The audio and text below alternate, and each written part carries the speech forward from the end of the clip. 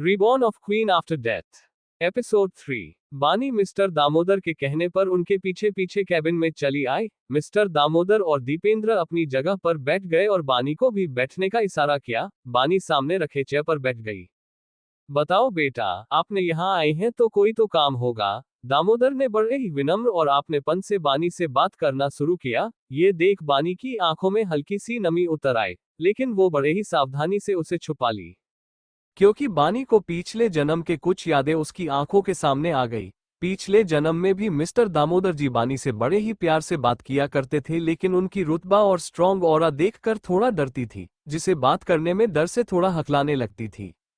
Mister Damodar जी भी बानी की डर को भली भांति जानते थे, लेकिन खुद उन्हें ही समझ नहीं आता था कि बानी को समझाए तो समझाए कैसे। आखिर में दामोदर थक हार कर बानी से कम ही बोलने लगे, या यूं कहे कि बात करना ही छोड़ दिए। इन्हीं सभी ख्यालों में डूबी बानी उसे यह एहसास हुआ कि उन्हें कोई घूर रहा है। जल्दी से अपनी नजरें उठाकर सामने देखा तो दामोदर जी और दीपेंद्र दोनों ही उसे बड़े ही गौर से देख रहे थे। बानी थोड़ा हड़बड़ाते हुए बोली, चेयरमैन सर, वो आपके साइन चाहिए थी डॉक्यूमेंट्स के ऊपर। उतना कहकर उसे याद आता है कि शालिनी और उसका सारा डॉक्यूमेंट्स उसके पास है, और वो तो नीचे फर्स्ट फ्लोर रिसेप्शन के पास ही रुकी है। बानी थोड़ी हिचकिचाते हुए इन सारी बातें बता देती है। उसकी पूरी बात सुनकर उसे शांत कराते हुए दीपेंद्र ने कहा, शांत हो जाइए आप पहले। रिसेप्शनिस्ट आपकी दोस्त को यहाँ पर लाकर छोड़ देगी, और आपको इतना परेशान होने की जरूरत नहीं है, ठीक है। बानी हाँ में सिर हिला दी और अपनी दोस्त आने का इंतजार करने लगी। कुछ मिनटों बीतने के बाद कैबिन का दरवाजा नॉक हुआ। दीपेंद्र अंदर आने को कहा तो रिसेप्शनिस्ट शालिनी को लेकर वहां अपने केबिन में पहुंच गई थी। उन दिनों आने से पहले बानी, दीपेंद्र और दामोदर के बीच बातें भी हो रही थी।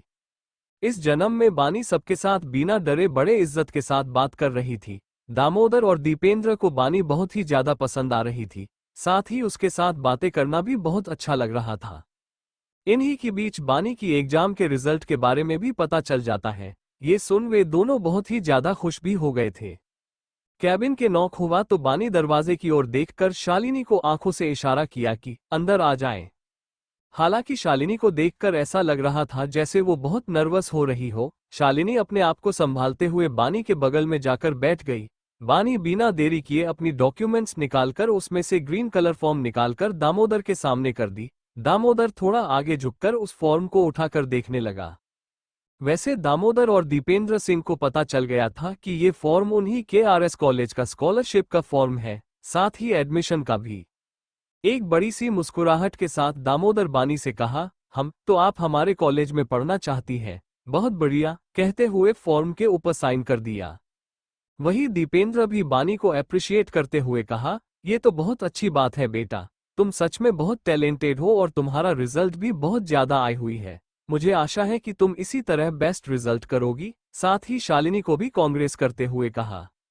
जब शालिनी और बानी का काम हो गया तो वो दोनों जाने के लिए उठी। Thank you chairman sir, thank you sir, दोनों को गुड बाय कहकर वहां से जाने लगी कि तभी दीपेंद्र की आवाज आए, मिस बानी। बानी पीछे मुड़कर सामने दीपेंद्र सिंह को देखने लगी। दीपेंद्र एक छोटी सी मुस्कुराहट लाते हुए कहा, क्या आप कल फ्री है? ये सुन बानी थोड़ी कंफ्यूज हो गई। उसे कुछ समझ ही नहीं आया कि दीपेंद्र क्या कहना चाह रहे हैं। दीपेंद्र सिंह आगे कहा, वो एक्चुअली कल एक छोटा सा पार्टी है, हेवन 7 स्टार में, क्या आप आओगी? उसकी बात सुनकर बानी को याद आ जाता है कि ये वही दिन था जो तेजवीर इंडिया आने की खुशी में सिंह परिवार ने एक बड़ी सी पार्टी रखी गई थी, लेकिन कश्यप परिवार ने उसे लेकर नहीं गए थे, सिर्फ पिया को ही लेकर गए थे। तेजवीर को याद करते ही उसका दिल जोरों शोरों धड़कने लगा। उसे तो तेजवीर का चेहरा उसके आंखों के सामने दिखाई देने लगा। बानी को चुप देखकर दीपेंद्र को लगा कि शायद उसे अच्छा नहीं लगा हो, लेकिन उन्हें क्या पता था कि वो तो अपनी पिछले जन्म की यादों में खो गई हैं, वो भी अपनी पति के यादों में। बानी को चुपचाप खड़ा देखकर दीपेंद्र के बातों को आगे बढ़ाते हुए दामोदर जी ने कहा, बानी बेटा, वो क्या है ना, कल एक छोटा सा पार्टी रखा हुआ है मेरे पोते तेजवीर सिंह आने की खुशी में। हम चाहते हैं कि आप भी शामिल हो, क्या आप आना चाहोगी? इतना कहकर वो एक गोल्डन कलर का कार्ड निकालकर बानी की तरफ बढ़ा दिया। बानी ये सुनकर पहले अपने आप को संभाल लेती हुई एक नजर कार्ड को देखा और बड़े ही विनम्र से बोली, जी जरूर सर, हम जरूर आएंगे, and thank you so much sir for inviting. Damodar और दीपेंद्र की ओर सिर झुकाकर रिस्पेक्टफुल अभिवादन कर दिया। आप दोनों ही आना शाम को, ठीक है, दीपक ने बड़े ही प्यार से कहा तो वो दोनों भी हल्की से मुस्कान के साथ उनके इनवाइटिंग को एक्सेप्ट करते हुए हाँ में सिर हिला दी और वो दोनों कैबिन से बाहर चली आए। आज बानी को ऐसा लग रहा था जैसे वो कोई सपना देख रही हो। बानी अपनी ही यादों में खोई हुई थी, तो वहीं शालिनी खुशी के मारे बोले जा रही थी। वे दोनों लिफ्ट का इंतजार करने लगी और कुछ ही पलों में लिफ्ट्स भी ऊपर आ गई। पहले शालिनी अंदर चली गई, बानी उसके पीछे पीछे। बानी जैसे ही अपना एक कदम लिफ्ट में रखा उसी वक्त उसके बगल वाली प्राइवेट लिफ्ट खुलने की आवाज आई। बानी जैसे ही उस लिफ्ट की ओर देखा जहां कुछ लोग ब्लैक बिजनेस सूट में लिफ्ट से बाहर निकल रहे थे और उनके पीछे एक दो बॉडीगार्ड्स भी। ये देख बानी ज्यादा कुछ नहीं सोचा और फिर अंदर लिफ्ट्स में जाने के लिए अपनी नजरें फेरने ही वाली थी कि तभी उसका एक पैर एकदम से वहीं रुक गई। उसका दिल इतना जोरों से धड़कने लगा कि उसको काबू में करना मुश्किल हो रहा था। एक हल्की सी हवा का झोंका बानी की चेहरे को छू कर चली गई। हल्की सी मुंह से एक शब्द दोबारा निकला, तेजवीर। ये एहसास बानी अकेली को नहीं हो रहा था, बल्कि कोई था जो उसका दिल भी थोड़ा तेजी के साथ धड़कना शुरू हो गया था। जैसे ही बानी की मुंह से तेजवीर नाम हल्की सी निकली थी, उसी समय ये शब्द किसी के कानों में पड़ गई। बानी जल्दी से पीछे मुड़कर देख पाती तभी शालिनी जल्दी से उसका हाथ पकड़कर लिफ्ट के अंदर खींच लिया। वही उस ग्रुप में सबसे आगे चल रहा आदमी पीछे मुड़कर देखा। ये आदमी और कोई नहीं बल्कि तेजवीर ही था। तेजवीर एक नजर पीछे की ओर देखा तो वहां पर कोई नहीं था। उसकी नजरें अभी भी उसी की दिशा में देख रही थी जहां कुछ देर पहले बानी खड़ी थी। जैसे उस जगह खालीपन का एहसास दिखा रहा था, वैसे ही खालीपन तेजवीर की आंखों में भी दिख रहा था। बॉस, बॉस, अपनी असिस्टेंट राघव का आवाज सुन तेजवीर अपनी ख्यालों से बाहर आकर पहले यहां वहां देखा, फिर अपनी ब्लेजर को ठीक करके अपने दादाजी यानी मिस्टर दामोदर की कैबिन के अंदर चला गया। देखते देखते 2 दिन गुजर गया। आज रॉयल सिंह फैमिली की तरफ से एक रॉयल 7 स्टार में पार्टी ऑर्गेनाइज किया गया था। सब बड़े बड़े लोग इसमें शामिल होने आए हुए थे, साथ ही अपने अपने बेटे और बेटी को भी लेकर आए हुए थे। अपने बेटे के साथ अच्छा रिश्ता बन सके जो आगे चलकर बिजनेस में बढ़ोतरी हो, तो वहीं कुछ लोग तो अपनी बेटी को रॉयल प्रिंस के साथ शादी करवाने का सपना लेकर आए हुए थे। अभी तो पार्टी शुरू होने में 1 घंटा बाकी था और अभी भी लोग पार्टी में शामिल होने आ रहे थे। कश्यप विला महेश और उसकी फैमिली पार्टी में जाने के लिए तैयार होने लगे थे। उनके चेहरे पर आज एक नया ही चमक था, मानो कई सालों का अधूरा पड़ा सपना पूरा होने वाला हो। महेश और रूपाली तैयार होकर नीचे उसकी बेटी पिया का ही इंतजार कर रहे थे। तभी सीढ़ियों से उतरती हुई आ रही पिया पर पड़ी। पिया आज सच में बहुत ही खूबसूरत लग रही थी। एक हल्की पिंक कलर का गाउन पहनी हुई थी। इस ड्रेस में उसका बॉडी कर्व साफ दिखाई दे रही थी। गोरा रंग, कंधे से थोड़ा नीचे तक भूरे बाल, होठों पर हल्की सी पिंक कलर का लिपस्टिक। सच में आज पिया बेहद ही खूबसूरत दिख रही थी।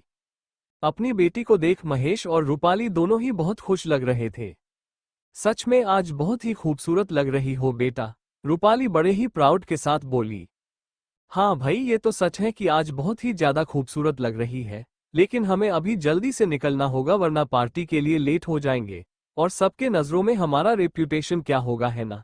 चलो जल्दी। इतना कहकर महेश अपने परिवार के साथ पार्टी के लिए निकल गया। दूसरी ओर रॉयल सिंह पैलेस में सब परिवार के सदस्य भी इकट्ठा हो गए थे। सभी लोग हॉल में बैठकर बातें कर रहे थे। तभी हर्षित ने कहा, अरे दादू, कमांडो भाई और प्रिंस भाई दोनों कहाँ हैं? सच में दोनों मिल गए तो सारी दुनिया को ही भूल जाते हैं। उन दिनों के अलावा और भी लोग हैं उनको चाहने वाले। हर्षित की बात सुन सब लोग मुस्कुराने लगे। हरमान बाहर से आते हुए कहा, अरे आप लोग यहाँ क्यों बैठे हो? पार्टी में नहीं चलना क्या सभी को?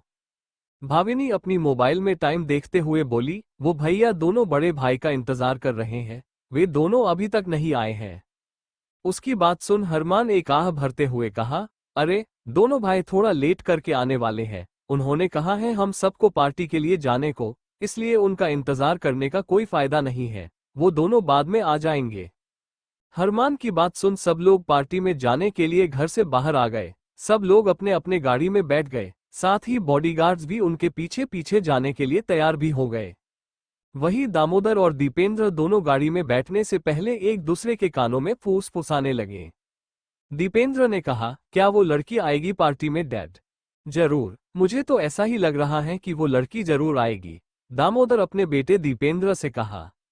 दोनों को ऐसे बातें करते देख उनके पीछे खड़ी कविता ये सुनकर खांसने की नाटक करते हुई बोली, आप दोनों को क्या हुआ है? किस लड़की के बारे में बात कर रहे हो? और आप इस बुढ़ापा में दूसरी लड़की के बारे में सोच रहे हो? आपको शर्म नहीं आती? और तुम दीपू मेरी बहू को धोखा देने के बारे में सोचना भी मत। उतना कहकर वो गुस्से में अपनी पैर पटकते हुए वहां से चली गई। जाकर गाड़ी में बैठकर पति और बेटे को घूरने लगी।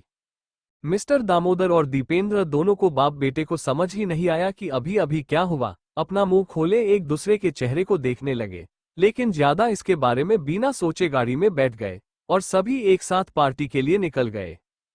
Haven seven stars party hall में सभी बड़े बड़े लोग आए हुए थे। पॉलिटिक्स, फिल्म इंडस्ट्रीज, अलग अलग फील्ड के बिजनेस टाइकॉन लोग। सभी को देखकर ऐसा लग रहा था जैसे सारे दुनिया के अमीरी लोग इसी पार्टी में मौजूद हो, और थे भी। मिस्टर महेश अपनी फैमिली को लेकर पार्टी हॉल में पहुंच गया था। कुछ बिजनेस लोगों से मेल मिलाप करने लगा, तो वहीं रूपाली सभी अमीरी औरतों के साथ बैठकर गप्पे लगाने लगी। कभी ज्वेलरी के बारे में बातें करते, तो कभी अपनी धन दौलत के बारे में, तो कभी अपने अपने बच्चों के बारे में। आदमियों से ज्यादा तो औरतें ही गंभीर होकर मीटिंग करने में लगे हुई थी। एक औरत ने कहा, अरे नहीं नहीं, अपने सुना है कि नहीं, जो सिंह परिवार के दूसरा पोता, जो प्रिंसेस नाम से जानते हैं, वो तो बहुत ही ज्यादा टैलेंटेड लड़का है, और मैंने सुना है कि वो तो छोटी सी उम्र में ही करोड़ों का मालिक बन बैठा है। इस औरत की बात सुनकर दूसरी औरत ने कहा, अरे भाई, मैंने तो ये सुना है सिंह परिवार के दूसरा पोता यानी प्रिंस, वो तो कभी भी लड़कियों में इंटरेस्ट नहीं देता, बल्कि मैंने ये भी सुना है जो लड़की उसके पास जाने की कोशिश करती है तो सीधे उठाकर बाहर ही फेंक देते हैं। कौन? Royal Prince? तीसरी औरत अपनी मुंह पर हाथ रखकर झट से बोल पड़ी। उसकी बातें सुन वही दूसरी औरत बोली, अरे नहीं, रॉयल प्रिंस नहीं करते, लेकिन उनके आसपास जो रहते हैं ना बॉडीगार्ड्स, वो करते हैं। ये सुनकर कुछ औरतें एक साथ बोली, हे भगवान। पहली औरत बोली, और मैंने ये भी सुना है कि गलती करने पर वो आदमी हो या औरतें किसी को भी नहीं छोड़ता। ऊपर से ये भी सुना है उसको कोई अजीब सी बीमारी है, इसलिए तो इतने सालों तक वो इंडिया नहीं आया था। अब उनके दादाजी कहने पर वो इंडिया आया है। जो भी हो, लेकिन उसके पर तो करोड़ों का प्रॉपर्टी है, और वैसे भी इसमें कितनी सही है और कितनी गलत, किसको पता है? एक मोटी सी औरत ने कहा। इतनी देर से उन औरतों के बात सुन रही रूपाली और पिया दोनों ही एक दूसरे को ही देखने लगे। पिया धीरे से अपनी माँ के कान में बोली, मॉम, क्या ये औरतें सच कह रही हैं? मुझे तो नहीं पता बेटा, वैसे जब तक हम अपनी आंखों से नहीं देख लेते तब तक हम किसी के ऊपर भी भरोसा नहीं कर सकते। क्या पता ये लोग झूठ बोल रहे हो, ताकि सब लोग यानी लड़की वाले डर जाएं, अपनी बेटी की शादी प्रिंस के साथ ना हो और आखिरी में उन्हीं घर की बेटी रॉयल प्रिंस से हो जाए। रूपाली धीरे से अपनी बेटी की बात का जवाब देते हुए बोली। अपनी माँ के बात सुनकर पिया के चेहरे पर एक शातिर मुस्कान आ गई। सभी मेहमान अपनी अपनी ख्यालों, विचारों और बातों में खोए हुए थे कि तभी अचानक ब्रांक्रिप्ट हॉल के मैन दरवाजा की तरफ से हलचल सुनाई देने लगी। काले कपड़े पहने कई सारी बॉडीगार्ड्स एक लाइन बनाकर अंदर की ओर आने लगे। इतने सारे बॉडीगार्ड्स को देखकर सबके चेहरे पर हैरानी साफ झलक रही थी। वहां मौजूद जितने भी बड़े लोग थे सबके साथ ज्यादा से ज्यादा 5 से 6 बॉडीगार्ड्स लेकर आए हुए थे, लेकिन यहां तो बॉडीगार्ड्स की मेला ही लगी हुई थी।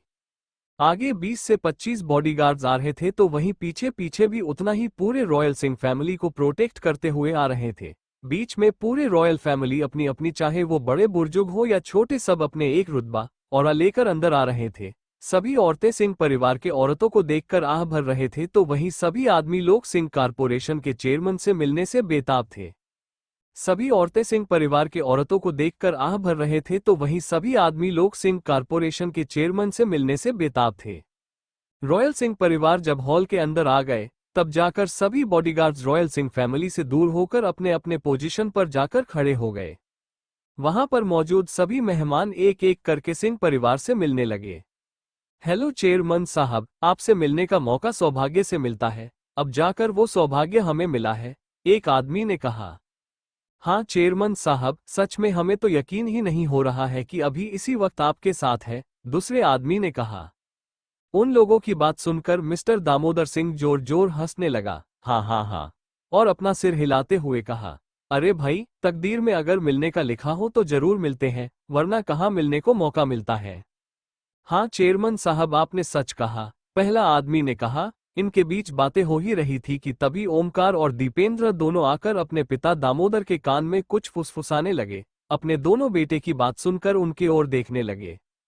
दामोदर चेहरे पर कोल्ड एक्सप्रेशन लाते हुए असिस्टेंट विनय को हाथों से इशारा करके बुलाया। विनय जल्दी से अपने बॉस के बात को सुनने लगा। पूरी बात सुनने के बाद हाँ में गर्दन हिलाकर वहां से चला गया।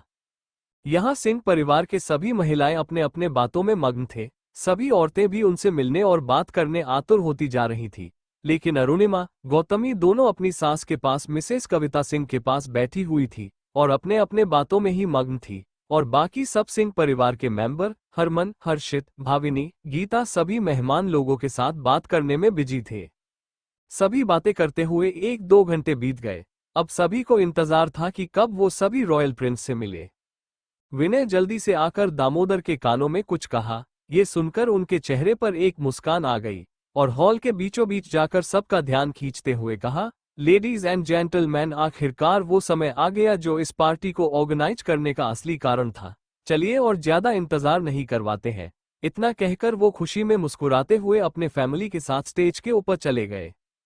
सबके ओर देखते हुए दामोदर आगे कहा, आप सभी को मेरा दूसरा पोता, जो बचपन से ही बाहर देश में रह रहा था, आज वो हमेशा के लिए इंडिया वापस आ चुका है। अपने परिवार के पास भी जब हमारे बच्चे हमसे दूर रहने लगे तो बहुत ही बुरा लगता है, चाहे उसके पीछे एक अच्छा कारण क्यों ना हो। अपने बच्चे को अपने आंखों के सामने देखना पसंद करते हैं, खास करके बचपन में। लेकिन मेरे पोते बस 10 साल का ही था तब से वो हमसे दूर हो गया था पढ़ाई के चलते। लेकिन आज वही हमारा बच्चा 15 साल के बाद हमारे पास, अपने फैमिली के पास लौटा है, साथ ही साथ अपनी खुद की पहचान बनाकर लौटा है। हमारे पूरी परिवार के लिए एक गर्व की बात है। तो चलिए आज हमारे घर का दूसरा चिराग, मेरा दूसरा पोता, रॉयल प्रिंस नाम से जाने वाले ये दुनिया आज आप लोगों से मिलाते हैं। इतना कहकर दामोदर जी एक बॉडीगार्ड्स की ओर कुछ इशारा किया, जिसे एक बॉडीगार्ड ने जाकर दूसरी गेट के दरवाजा खोल दिया, जिसे बाहर दूसरी ओर खड़े मीडिया लोग बिना देरी किए धक्का मुक्की देकर अंदर घुस आए। कुछ मीडिया तो उन बॉडीगार्ड्स के ऊपर गुस्सा तो थे, इतने देर से दूसरे रास्ते का दरवाजा बंद जो किया था, इसे रॉयल फैमिली से ठीक से इंटरव्यू नहीं ले पाए थे। अब जाकर दरवाजा खोलने पर एक दूसरे के खिलाफ धक्का देकर अंदर घुस रहे थे। वैसे सभी मीडिया लोग हाई लेवल के मीडिया कंपनी से आए हुए थे, फिर भी बेचारे रिपोर्टर्स के साथ जो हुआ था, ये देख उनके पास जल्दी से अच्छे न्यूज कलेक्ट करने के लिए एक दूसरे को धक्का देकर आगे बढ़कर न्यूज कलेक्ट करना था। जैसे ही सभी रिपोर्टर्स आकर स्टेज के सामने आकर खड़े हो गए और अपने कैमरा, माइक सब सेट करके खड़े हो गए। रिपोर्टर्स के भीड़ में से कुछ रिपोर्टर्स के सवाल शुरू हो गए, लेकिन दामोदर अपना एक हाथ दिखाकर सबको शांत करा दिया। अब पूरे हॉल में सन्नाटा छा गया। मिस्टर दामोदर अपने गला साफ करके कहना शुरू किया, हमें पता है कि आप लोगों के पास बहुत सारे सवाल हैं और यकीन मानिए आप लोगों के सवाल का जवाब भी मिलेगा, लेकिन थोड़ा शांत रहिएगा। चलो अब आप सभी को ज्यादा इंतजार करवाना सही नहीं होगा। मैं अपने पोते, हमारे घर का चिराग, रॉयल प्रिंस इस स्टेज के ऊपर बुलाना चाहूंगा। Please come on the stage Tejveer Singh. इतना कहते ही हर तरफ तालियों की आवाज गूंजने लगी। सबकी आंखें उस इंसान को देखने की आतुर और बेताब थे, लेकिन तेजवीर अभी भी किसी के नजरों में नहीं आया था। सभी लोग हर तरफ देखने लगे लेकिन उन्हें कहीं नहीं दिखा। कुछ पल के लिए तो सिंह पूरे परिवार भी तेजवीर को लेकर परेशान हो गया। तभी उनके नजर सीढ़ियों से उतरते हुए आ रहे एरिस पर पड़ी। एरिस को कौन नहीं जानता, पूरे देश ही जानता है कि वो एक कमांडो ऑफिसर है और कितने सारे मिशन को अंजाम दिया है। बड़े बड़े खतरनाक मिशन को सक्सेसफुल अंजाम देने का उनका कोई बाएं हाथ का काम हो। सभी रिपोर्टर्स बिना देरी किए एरिस का फोटो खींचना शुरू कर दिया, लेकिन एरिस को इन सब से कोई फर्क नहीं पड़ता था। वो बड़े ही आराम से स्टेज की ओर जाने लगा। एरिस को स्टेज पर आता देख दामोदर, ओमकार, बाकी सब उसे सवालिया नजरों से देखने लगे। एरिस समझ गया था कि अपने फैमिली उससे क्या पूछने वाली है। वे लोग कुछ पूछ पाते तभी उसने अपनी आंखों के इशारों से उस ओर देखने को कहा। सभी लोग उसकी नजरों के पीछा करते हुए हॉल के मैन दरवाजे की ओर देखने लगे। तभी मैन दरवाजे से 2 जोड़े चमचमाते लेदर शूज दिखाई देने लगी। तेज कदमों की आवाज आने लगी। बहुत सारे गेस्ट, मीडिया के लोग होने के वजह से भीड़ बहुत ज्यादा थी, जिसे अंदर आ रहा आदमी को ठीक से देख नहीं पा रहे थे। वही सिंह परिवार उस आदमी को देखकर सबके चेहरे पर मुस्कान आ गई। तेजवीर को अंदर आता देख वहां खड़े सभी लोग हैरान हो गए, खास करके औरतें और लड़कियां। उनको तो अपनी आंखों पर विश्वास ही नहीं हो रहा था कि ये इंसान इतना ज्यादा हैंडसम, खूबसूरत हो सकता है। एकदम परफेक्ट। उसकी पर्सनैलिटी में, उसकी बॉडी स्ट्रक्चर में फॉल्ट निकाले तो निकाले कैसे? हर एंगल से परफेक्ट। 24-25 साल के सभी लड़के अपनी बॉडी मेंटेनेंस करने में कुछ ना कुछ में फॉल्ट कर ही देते हैं, लेकिन ये लड़का तो, हे भगवान, कौन कह सकता है कि इस लड़के को कोई अजीब बीमारी होगी। वहां खड़े सभी लोग ये सोच ही रहे थे कि तभी सबके कानों में दामोदर की आवाज आए। सो फाइनली मिलिए, ये है मेरे दूसरा पोता, घर का चिराग, royal prince mister Tejveer Singh. ये सुनते ही एक बार फिर तालियों की आवाज गूंजने लगी। दामोदर फिर आगे कहा, मैंने एक और ऐलान करने का सोचा है, और वो है, कल से मेरा पोता तेजवीर सिंह कारपोरेशन का नया सीईओ बनने जा रहा है। हम सब के तरफ से ढेर सारी शुभकामनाएं। मिस्टर दामोदर सिंह ये ऐलान करने के बाद कि सिंह कारपोरेशन का नया सीईओ तेजवीर सिंह है, ये सुनकर सभी मीडिया प्रेस रिपोर्ट तेजवीर के पास आकर उससे सवाल करना शुरू कर दिया। मिस्टर सिंह, क्या आप हमेशा के लिए इंडिया आ गए हैं या फिर वापस जाने का इरादा है आपका? मिस्टर सिंह, क्या आप नया सीईओ बनने में खुश हैं या इसमें आपके घर वाले ने जबरदस्ती सीईओ बनने पर मजबूर किया है? मिस्टर सिंह, हम लोग सुना है कि आप पूरे दुनिया के रॉयल सिंह बन चुके हो, क्या ये भी सच है? मिस्टर सिंह, जो अफवाह फैली है कि आपको कोई अजीब सी बीमारी है, क्या ये भी सच है? रिपोर्टर्स की सवाल सुन तेजवीर एक ठंडी नजर उन सभी रिपोर्टर्स पर डाला। बिना कोई सवाल का जवाब दिए सभी रिपोर्ट्स को एक्सक्यूज देकर वहां से जाने लगा। उसको ऐसे जाता देख सभी रिपोर्टर्स एक बार फिर से रोकने की कोशिश करते हुए कहने लगे, मिस्टर सिंह, आपने जवाब नहीं दिया। उनको इतना ही कहा था कि अपनी एक गहरी नजर उन सभी पर डाली और अपनी रौबदार आवाज में कहा, पहले सवाल सही होना चाहिए। सवाल कैसे करना चाहिए पहले सीकर आना। इतना कहकर अपने बॉडीगार्ड्स को इशारा किया कि सभी को हॉल से बाहर का रास्ता दिखाने का। ये देख सभी रिपोर्टर्स हक्के बक्के रह गए, क्योंकि तेजवीर सीधे उनके प्रोफेशनल पर सवाल ही कर दिया था कि वे लोग घटिया रिपोर्टर्स हैं। उनमें से एक लेडी रिपोर्टर ये सुनकर गुस्से में आ गई, क्योंकि कोई भी अपने प्रोफेशनल पर सवाल उठाए तो गुस्सा तो होता ही है, लेकिन कुछ लोग सच ही कहते हैं, औरतों की दिमाग घुटनों में ही रहता है। वो लेडी रिपोर्टर गुस्से में आकर वही सारी सवालें सबके सामने रिपीट कर दी। मिस्टर सिंह, क्या सब सच नहीं है? क्या आपको जवाब देने में शर्म आ रही है? जो ऐसे बिना जवाब दिए उलट हम रिपोर्टर्स को अनप्रोफेशनल रिपोर्टर्स बताकर यहां से भागने की कोशिश कर रहे हो। सब लोग उस लेडी रिपोर्टर की ऐसे बातें सुन सबके कलेजा हलक में ही आ गई। सच में उसको दाद देनी पड़ेगी जो ऐसे सवाल कर रही है। वही तेजवीर ने ये सुना, उसका पैर वही रुक गए और एक गहरी नजर उस पर डाली। तब उसकी नजर गले में लटका हुआ आईडी कार्ड पर चली गई। एक नजर डालकर अपनी सीरियस ट्यून में कहा, मिस उषा, मेरा पहला जवाब वापस जाता तो सिंह कारपोरेशन को हैंडल करने तैयार नहीं होता। क्या ये बेवकूफ़ी भरा सवाल नहीं था? मेरा दूसरा जवाब, मुझे और जबरदस्ती, क्या मैं आपको दूध पिता बच्चा नजर आ रहा हूं? मेरा तीसरा जवाब, रॉयल प्रिंस, ये नाम मुझे जानने वाले ने दिया, ऐसा नाम दिया है तो कोई तो बात होगी, है ना मिस उषा? चौथी और आखिरी जवाब, अजीब सी बीमारी, अगर होती तो क्या मैं TS international group of company को नहीं खड़ा कर पाता? अगर अजीब सी बीमारी होती तो। जैसे ही सब लोगों ने TS international group of company का नाम सुना, सबका मुंह खुला का खुला ही रह गया। अभी तक TS international group of company के बारे में सब लोग जानते थे, लेकिन कंपनी का सीईओ कौन है ये कभी नहीं जान पाए थे। इंडिया में 12 साल से ये कंपनी टॉप 1 पर ही रहती थी और अभी भी रह रही थी, जिसे बड़े बड़े कंपनी टीएस से जुड़ना चाहते थे।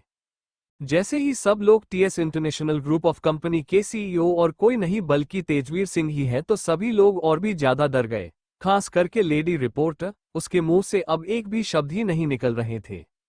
लेकिन इसी मेहमानों के भीड़ में कोई था जो ये सब सुनकर उसके चेहरे पर मुस्कान और आंखों में हल्की सी नमी लिए बस एक टक तेजवीर को ही देखे जा रहे थे। तेजवीर अपने बॉडीगार्ड्स को कुछ इंस्ट्रक्शन देकर वही अपनी प्राइवेट रूम में चला गया। वही तेजवीर की बातें सुन सभी बॉडीगार्ड्स रिपोर्टर्स को खाना खाके जाने को कह दिया।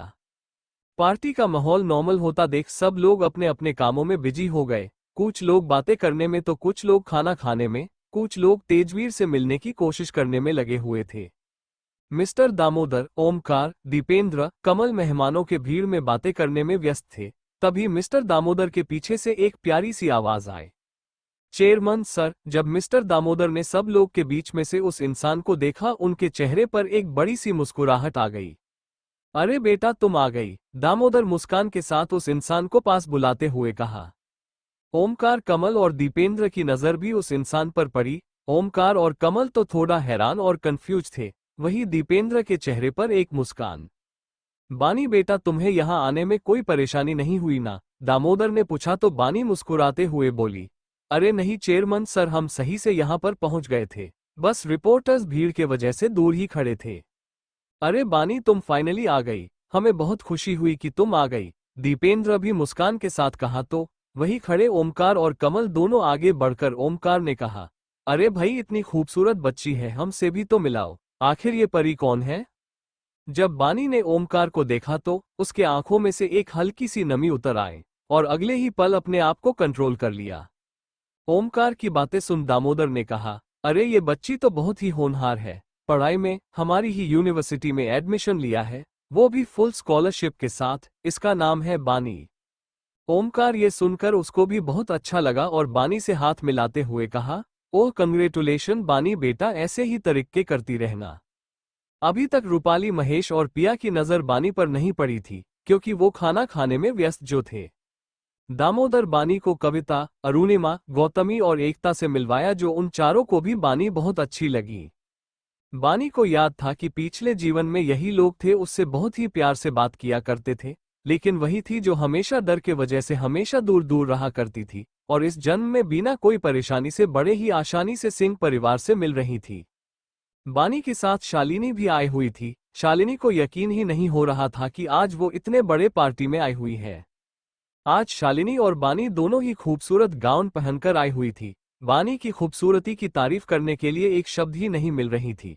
वही शालिनी भी बहुत ही खूबसूरत दिख रही थी कि लेकिन बानी के सामने थोड़ा फीका था। अरे बेटा, मैं चाहती हूँ कि तुम पढ़ाई में ऐसे ही आगे बढ़ती रहो, कविता ने कहा। कविता और बाकी सब बानी की पढ़ाई और कॉलेज के बारे में पता चल चुकी थी, जिसे वो बहुत ही आराम से बातें कर रहे थे। ऐसा नहीं था कि उसकी पढ़ाई के वजह से ही उसे बात कर रहे थे, ऐसा बिल्कुल भी नहीं था। बानी थी ही इतनी मासूम, खूबसूरत और दिल की साफ, लेकिन उन लोगों को ये नहीं पता था कि उनका और बानी का रिश्ता पिछले जन्म में ही बन चुका था। ये भी एक एहसास था जो इस जन्म में सिंह परिवार बानी को देखकर उन लोगों को भी बहुत ही प्यारा एहसास दिला रहा था। बानी कुछ देर तक कविता, गौतमी और बाकी सब के साथ बैठकर बातें की और जाने से पहले उनसे परमिशन लेने के लिए उठ खड़ी हुई। ठीक है, अब मैं चलती हूँ मैडम। अरे ये क्या मैडम मैडम लगा रखी है, मैं थोड़ी ना तुम्हारे कॉलेज की मैडम हूँ जो मुझे ऐसे बुला रही हो। तुम भी मेरी पोती की उम्र की हो तो मुझे दादी कहकर बुलाना ठीक है। ये सुनकर बानी मुस्कुराते हुए बोली, ठीक है दादी जी, अब चलती हूँ। सभी से जाने के लिए परमिशन ली और वो जाने के लिए पीछे ही मुड़ी थी कि तभी वो किसी मस्कुलर बॉडी से टकरा गई।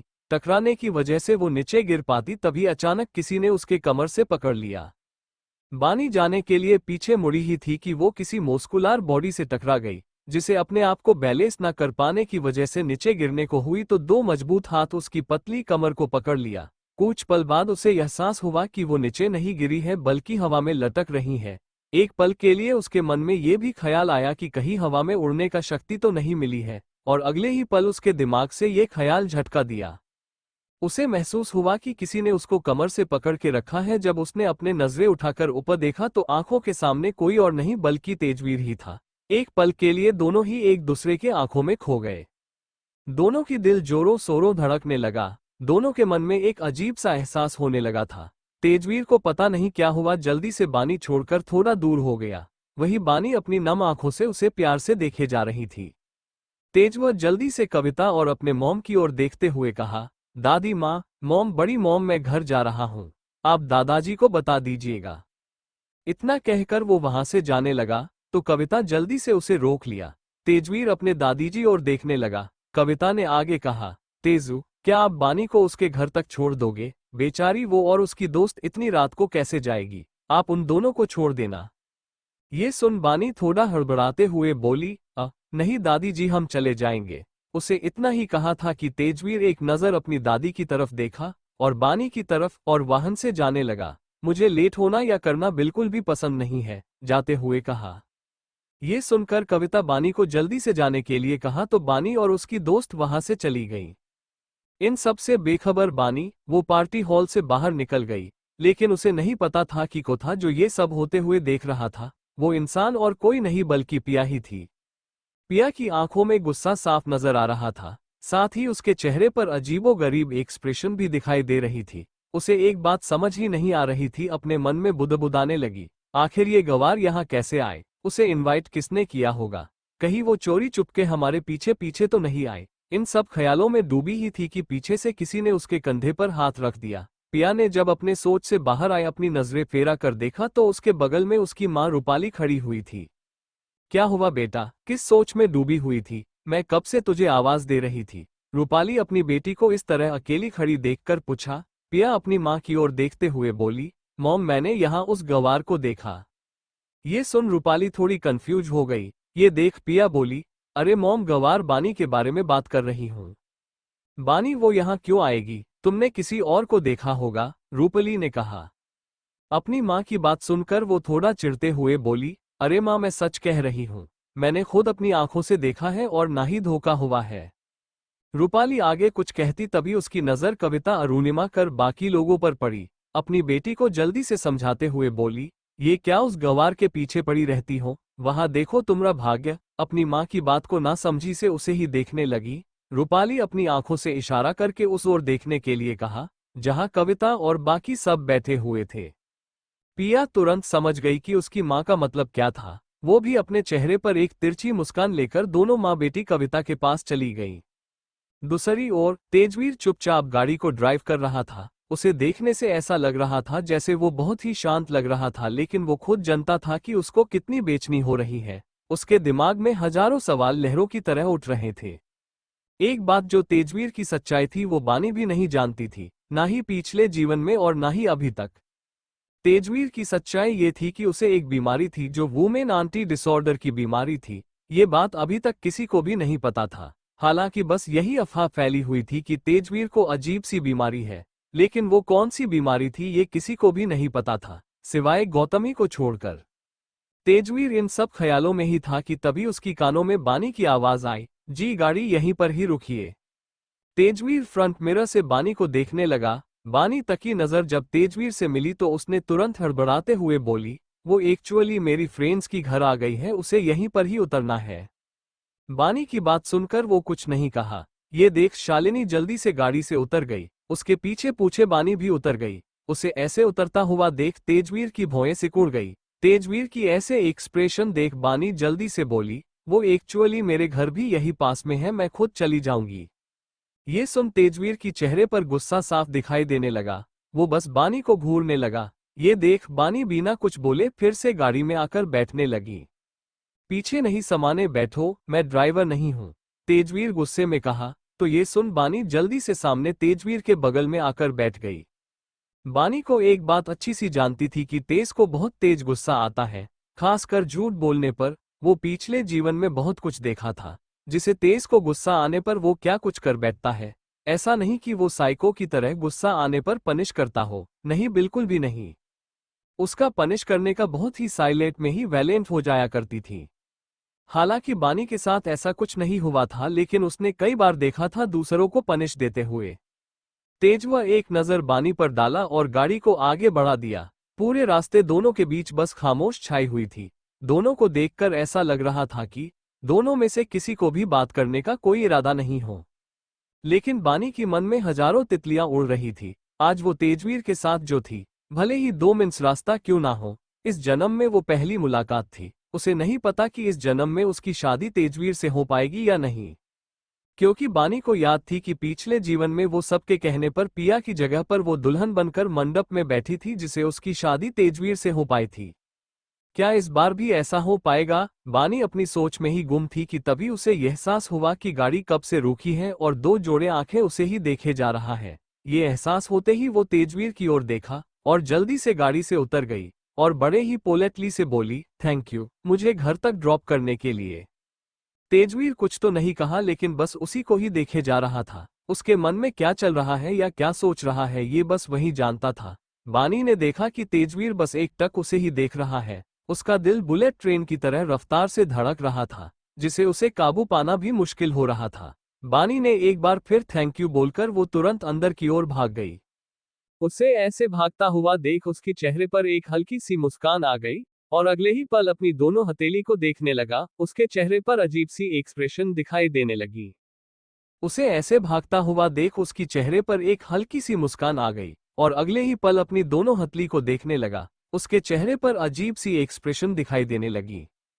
फिर उस ओर देखने लगा जिस ओर बानी भाग कर गई हुई थी। एक गहरी सांस छोड़कर अपने गाड़ी को प्राइवेट विला की ओर घुमा लिया। यहाँ पार्टी हॉल में यहाँ रूपाली अपनी बेटी पिया को लेकर सिंह परिवार के पास आ गई। मिसेज कविता, जो कि अपनी बहुओं के साथ बात करने में बिजी थी, अचानक से सामने एक औरत मुस्कुराते आते हुए देखकर वो खामोश हो गई। हेलो मिसेज सिंह, मैं Rupali Kashyap, Kashyap group of company के सीईओ मिस्टर महेश कश्यप की बीवी हूँ, और ये मेरी बेटी पिया कश्यप। आपसे मिलने का बहुत ही तमन्ना थी। आखिरकार आज वो दिन आ ही गया। रूपाली बेशर्मों की तरह अपने आप को इंट्रोड्यूस कराते हुए हंसने लगी। ये देख अरुणिमा उसे अजीब नजरों से देख रही थी, लेकिन वही कविता भी बड़े ही विनम्र से कहा, ओह अच्छा, आपसे मिलकर हमें भी खुशी हुई मिसेज कश्यप। ये सुन रूपाली का खुशी के मारे फूली नहीं संभाल रही थी। सिंह परिवार की बड़ी मालकिन मिसेज कविता सिंह जो बात कर रही थी। कविता एक सबसे बड़ी अमीर परिवार से आती थी, लेकिन उसके मन में कभी अमीरी को लेकर घमंड नहीं रहता था। एक महंगी गोल्डन सिल्क साड़ी पहनी हुई थी, गले में रॉयल खानदानी की प्योपल और डिफरेंट जेड से बना हुआ करोड़ों की हार पहनी हुई थी, हाथों में सोने का कंगन, आंखों पर गोल्डन कलर के नजर का चश्मा लगाई हुई थी, चेहरे पर एक तेज चमक। कोई भी नहीं कह सकता कि ये उम्रदराज महिला हो सकती है। इतने अच्छे से अपने आप को रखी हुई थी मिसेज कविता। मिसेज कविता रूपाली से आगे बोली, रूपाली जी, हमें तो आपसे मिलकर बहुत खुशी हुई। क्या आपका डिनर हो गया? नहीं है तो प्लीज आप डिनर कर लीजिए। एक्सक्यूज मी, मैं अभी आए। इतना कहकर कविता वहां से चली गई। उसके पीछे पूछे बाकी मेंबर्स भी चली गए, क्योंकि अब पार्टी खत्म होने को आ गया था। ऑलमोस्ट खत्म ही हो चुकी थी, जिस वजह से और बचे कूचे लोगों से बातें करके उन लोगों से विदाई भी लेनी थी, और कविता दामोदर और अपने बेटों से कहकर ये काम कराने वाली थी। देखते देखते पूरे पार्टी खत्म हो गई। सब मेहमान अपने अपने घर जा चुके थे। सिंह परिवार भी घर के लिए निकल गए। यहाँ तेज अपनी प्राइवेट विला में पहुंच गया था। उसने देखा कि सोफे पर दो लोग बैठे हुए थे। उनमें से एक नील था और दूसरा इंसान देखने में वो भी किसी से कम हैंडसम नहीं था, लेकिन तेज से कम, क्योंकि इसका हाइट थोड़ा कम था। फिर भी कोई भी लड़की उसको देख लेती तो उसे दिल दे बैठती, ऐसा चार्म पर्सनैलिटी वाला इंसान था। उनका उम्र भी देखने में तेज और नील जितना ही लग रहा था। नील और दूसरा आदमी ने दरवाजे की ओर देखा तो तेजवीर तेजी के साथ अंदर आ रहा था। दोनों को स्टडी रूम में वेट करने को बोलकर जल्दी से अपने कमरे में चला गया। कमरे में आते ही जल्दी से गले में से टाई को खींचकर निकालकर फेंक दिया और बिना देरी किए बाथरूम में घुस गया। आज उसे यकीन ही नहीं हो रहा था कि जिंदगी में पहली बार किसी अजनबी लड़की को छूने से कोई भी साइड रिएक्शन नहीं हुआ और ना ही उसे कोई तकलीफ हुई। ऐसे कैसे हो सकता है? इन्हीं सब के बारे में सोचते हुए वो सीधे जाकर सावर के नीचे खड़ा हो गया। जैसे ही उसके मस्कुलर बॉडी पर ठंडा पानी गिरने लगा, उसकी बेचैनी भी धीरे धीरे करके शांत होने लगी थी। लेकिन अब उसके आंखों के सामने एक ही चेहरा दिखाई देने लगा, बानी का अंडरस्को। आधे घंटे बाद तेजवीर तैयार होकर नीचे स्टडी रूम में चला आया। अंदर आकर देखा तो नील और वो आदमी दोनों ही बातें करते हुए बैठे हुए थे। तेज सीधे जाकर उनके सामने बैठ गया। नील और वो आदमी एक दूसरे को देखने लगे। पूरे रूम में अब शांति पसरी हुई थी। एक गहरी सांस छोड़ते हुए नील ने कहा, अब बताओ बात क्या है? हम लोगों को इतनी जल्दी यहाँ बुलाने का क्या कारण है तेजवीर? नील की बात सुनकर तेजवीर ने वो सारी बताई जो पार्टी हॉल में बानी और उसके साथ हुआ था। मैंने आज एक लड़की को अपने इन हाथों से पकड़ा था और मुझे कुछ नहीं हुआ। उसकी बात सुन वे दोनों नील और वो आदमी पहले तो एक दूसरे को देखने लगे, फिर जोर जोर से हंसना शुरू कर दिया। उनको ऐसे यूं हंसता हुआ देख तेज को बहुत गुस्सा आने लगा। वैसे तो तेज तो बहुत ही तेज था। उनको ऐसे हंसता हुआ छोड़कर वो सीधे उठकर स्टडी रूम से बाहर जाने लगा। ये देख वो दोनों जल्दी से हड़बड़ाते हुए तेज को रायकते हुए उस आदमी ने कहा, अरे अरे तेज बैठ, ऐसे कैसे जा रहे हो तुम हमें छोड़कर? Okay okay, I am sorry sorry, तुमने बातें ऐसे की है कि हमें हंसी आ गई। आखिर तुम ही सोचो कि सिर्फ लड़की को गिरने से बचाने के चक्कर में तुमने उसे कमर से पकड़ लिया, तो इतने में कैसे पता चलेगा कि तुम्हारा ये बीमारी ठीक हुआ है कि नहीं? तुम तो उसके साथ इंटीमेट तो नहीं हुए ना, बस कुछ सेकंड के लिए उसको पकड़ा ही तो था। और सबसे इम्पोर्टेंट बात यह थी कि तुमने आज तक कौन सी लड़की को टच किया है? टच करना तो दूर, तुम्हारे आसपास भटक ही नहीं दिया है आज तक। तो मुझे लगता है इतनी सी बात पर यह पता नहीं चलने वाला है कि तुम्हारी इस बीमारी से छुटकारा पा लिया है या नहीं। वो आदमी की बात सुन तेज वापस अपने जगह पर बैठ गया। वहीं नील ने कहा, हाँ मनीष, तुम ठीक कह रहे हो। फिर तेज की तरफ मुड़कर नील ने आगे कहा, मनीष ठीक कह रहा है तेज, इतनी सी बात पर ये तो मालूम तो नहीं पड़ने वाला कि तुम ठीक हुए हो या नहीं। नील की बात सुनकर तेज एकदम से भड़क गया। क्या मतलब है तुम्हारा कि मैं ठीक हुआ हूं कि नहीं? अरे बाबा, मेरा मतलब है इस बीमारी से। नील अपनी बात को थोड़ा ठीक करते हुए कहा, वैसे वुमेन आंटी डिसऑर्डर की बीमारी थी। एक तरफ से ये एक बीमारी तरह ही था, लेकिन इतनी बड़ी नहीं जितनी सब लोग डर के मारे भाग जाएं या अगली ही पल वो इंसान मर ही जाए। मानस और तेज नील की बात सुनकर वे दोनों उसे खा जाने वाली नजरों से घूरने लगे। ये देख एक गहरी सांस छोड़ते हुए दोनों हाथ ऊपर कर लिया और कहा, आई एम सॉरी, अब ठीक है। उसकी बात सुनकर मानस और तेज वापस से उसी बात पर आ गए। मानस सीरियस होकर तेज से कहा, तेज, इस बात को प्रूव करने के लिए एक ही सॉल्यूशन है और वो है तुम उसी लड़की के और करीब जाने का। तब हमें पता चलेगा कि सच में ऐसा है जो तुम अब बता रहे हो या ये भी कोई भ्रम था। हो सकता है कि तुम्हें उस वक्त कुछ रिएक्शन हुआ होगा, लेकिन दूसरे बातों पर ध्यान देने से तुम्हारी ध्यान उस पर ना गया हो। इसलिए हमें कंफर्म करने के लिए तुम्हें उस लड़की के करीब जाना होगा। वैसे मुझे नहीं लगता कि तुम इसे सच या झूठ टेस्ट करने के लिए किसी और लड़की को तुम्हारे करीब आने दोगे, इसलिए वही लड़की तुम्हारे लिए सही होगी। अगर उसके करीब जाने से वो लड़की तेज को तप्पड़ मार दिया तो? नील ने बिना सोचे समझे एक ही सांस में कहा। तो वे दोनों एक बार फिर उसी को ही घूरने लगे। Thank you for listening. मुझे उम्मीद है आपको ये स्टोरी पसंद आई होगी। अगर आपको पसंद आई है तो प्लीज लाइक और कमेंट करना ना भूलें और मोर स्टोरीज के लिए सब्सक्राइब करें। मिलते हैं नेक्स्ट वीडियो में।